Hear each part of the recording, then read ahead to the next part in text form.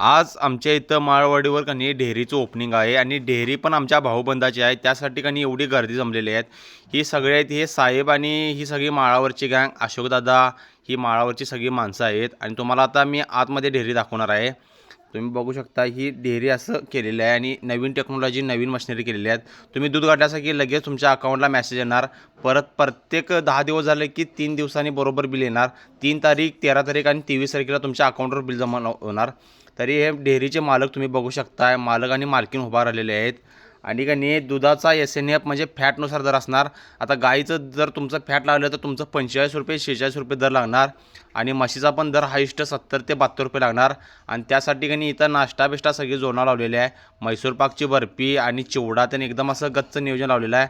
आणि चहा तर एक नंबर खतरनाक झालेला. आणि तुम्हाला आता मी बाहेरून डेअरी दाखवतो. आणि तरी तुम्ही का नाही सगळ्यांनी मिळून इथं दूध घालावे ही विनंती आहे. तरी तुम्हाला ब्लॉग कसा वाटला कमेंट करून सांगा लागते. आवडला असेल तर फॉलो करावं लागते. सप्लायशे